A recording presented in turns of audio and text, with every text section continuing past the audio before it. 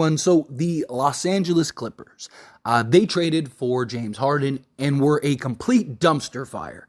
I mean, traded for James Harden, immediately lost 6 straight games, and looked like that was the biggest mistake that they could have made this season.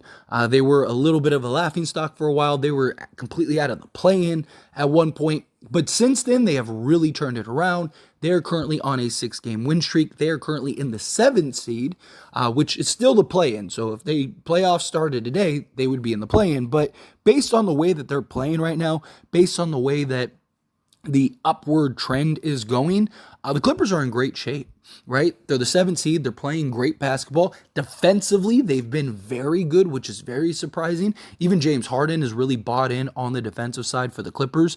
And it's going to be really interesting to see how this continues to progress, right? Because, look, everyone, myself included, and look, I still don't, if I'm being honest, I still don't fully buy the Clippers as like a true contender.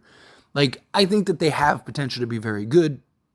I think they could be a problem for a lot of teams. They definitely have a lot of firepower, but I still have concerns about James Harden showing up in the playoffs.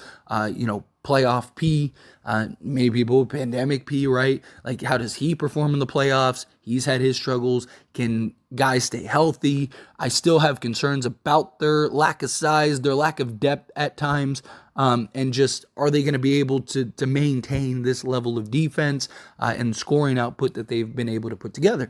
I don't know. Time will tell. But there is no doubt that if they really truly figure this out, if things continue to trend in this positive direction, that the Los Angeles Clippers could be a very terrifying team. They have a ton of talent. They're very top heavy, but they have a ton of talent, right? And you look at their schedule and you look at where they are as far as it goes. They've also won, which is worth noting, they've won, 8 out of their last 9 or whatever, or 8 out of their last 10. So they're in good shape. But they are going to start getting into like these back and forth, like great teams, bad team type things. So their next game is against the Knicks. Then they play the Pacers. So you got like a middle of the pack team in the Knicks. You got the Pacers, who they've really struggled since the in-season tournament. And then you got the Dallas Mavericks, who are playing good basketball. Will Kyrie be back in time? Then you got the Thunder, right? But also the Pacers, the Mavericks, and the Thunder are all on the road. How do they look against those teams? And then you follow that up against the Boston Celtics. So that stretch is going to be very interesting, from the Knicks to the Celtics game. Because, I mean, look, you look at their previous games. Like, let's look at this 6-game win streak. Because so far they're undefeated in the month of December, right? You've played the Warriors twice, who you've beat twice. But the Warriors have been a bit of a dumpster fire this year. So how valuable is that win when they've been a complete wreck, a complete mess? They've beaten the Utah Jazz and the Portland Trailblazers, who everyone's beaten. They beat the Kings, which was a very notable win, right? That was a solid win. And then they beat the Denver Nuggets.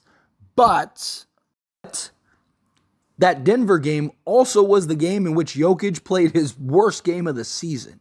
Yes, if you just look at the stats on the surface, 22, 15, and 10 is great, but he was 9 of 32 from the field. When does Jokic ever go 9 of 32 from the field? So I'm not saying that that wasn't a quality win. You beat the Denver Nuggets. That's a great win. Sacramento, you beat Sacramento. That was a great win. Both of those games were in LA. And the Nuggets game, I want to see them play the Nuggets where Jokic plays even just a normal game. Not even an elite game. Just a normal game. Outside of those 2 games, you're talking 4 of these wins were teams that they probably should have been beaten regardless. But you're really seeing Kawhi Leonard and Paul George stay healthy. That's another real concern. History says that they're not going to be healthy for long. Now, I hope that they do, right? I never want to see any players get hurt. I never want to see guys out. You got to imagine at some point the Clippers are going to at least rest these 2. Hopefully not at the same time, but you got to imagine that at some point they're going to sit both of these guys, let them get some rest, let them kind of catch a break, because you don't last thing you want is them, either of these two, to get hurt long term. They've been healthy thus far, and they've been playing good basketball thus far. But again, you want to make sure that these two are healthy. They're starting to figure it out with James Harden. James Harden has really embraced that playmaking role, right? James Harden's been what they've needed as far as that playmaker goal goes, right? That was a big thing, is okay, well, the Clippers are just allergic to point guards, and they don't really have a true point guard or a true playmaker. And then it's okay, well, James Harden could be that beautifully, seamlessly. And he came in, and you look at the Warriors game, that was just a perfect example of what he could provide. And that was without Paul George in that Warriors game, right? So you look at that game, and it's James Harden gave you 28, 7, and 15, with Kawhi Leonard 27, 8, and 2. But also, that game was really fluid with those two guys, which, again, is because there's only two. Something that I've talked about heavily with the Clippers is I almost feel like they have, with Paul George and Kawhi Leonard, and you add James Harden doesn't get to fully be James Harden, right? And they're almost better off with just a James Harden and a Kawhi. And I still kind of lean towards them trading Paul George or trading Kawhi. I just think that you probably would get more for Kawhi Leonard, if I'm being honest, just on reputation and history alone. But I think you need Kawhi, and just his impact and the gravity that he draws from other players, as well as just the defense side, and the guy that's won a championship, that has been there and done that. Hopefully he can kind of draw that out of James Harden a little bit and kind of help him, steer him. I still really lean towards the Clippers going and getting other moves, or making some type of move with Paul George. Just my thoughts. But look, if it's working, and it's working well, why fix what ain't broken, I guess, so to speak, right? The Clippers made the wise move of moving Russell Westbrook to the bench, cutting his minutes down to where he's still impactful, but he's not the net negative that he can be at times. And you see Westbrook, he's averaging around 15 to 20 minutes a game, closer to 20 minutes a game. And he's been very productive off the bench. He's been a lot more efficient. He's still playing really well and really good basketball for the Lakers, which, credit to Russell Westbrook, because, he gets a lot of slack, especially when he was with the Lakers. And I was a huge defender of him.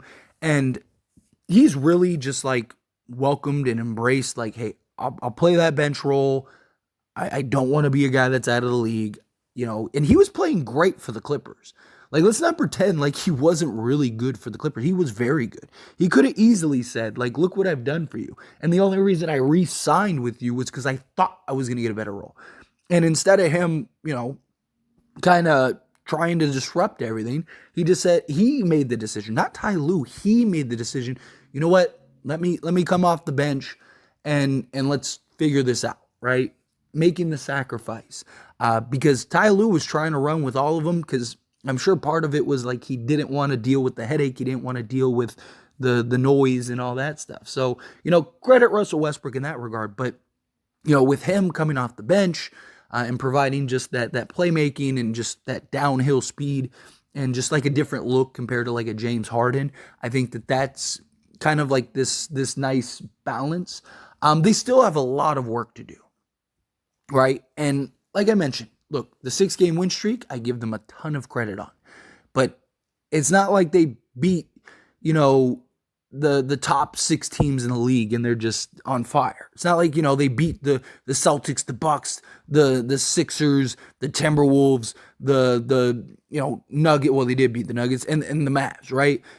It's more than 4 out of those 6 games were games that they absolutely should have won, even with their struggles, right? So I give them some credit, but they have a lot of work that they need to do, right? They have a lot of things that they need to figure out.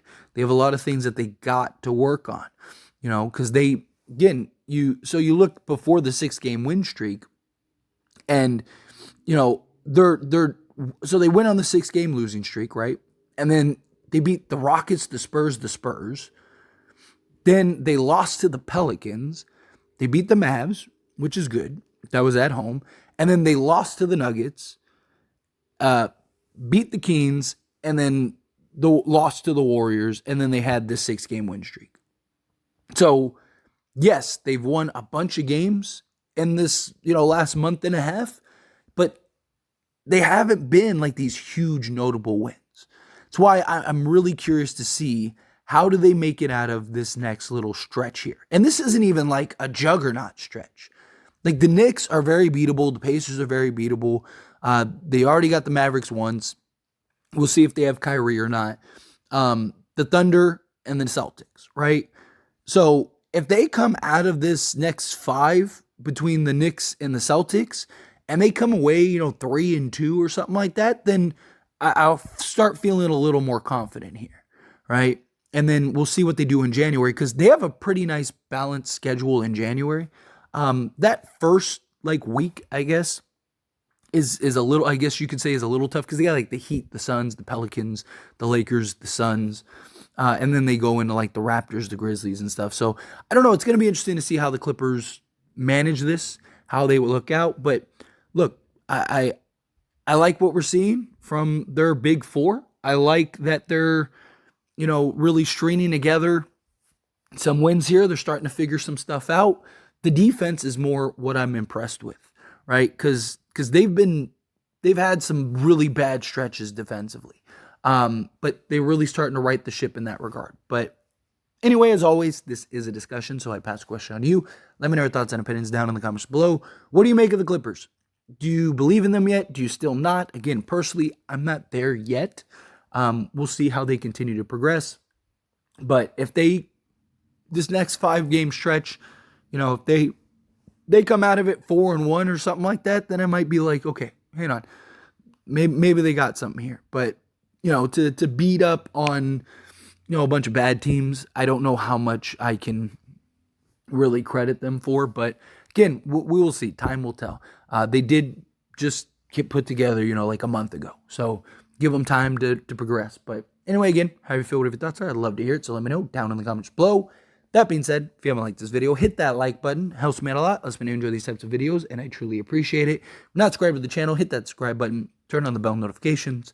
Appreciate you all. See you in the next one.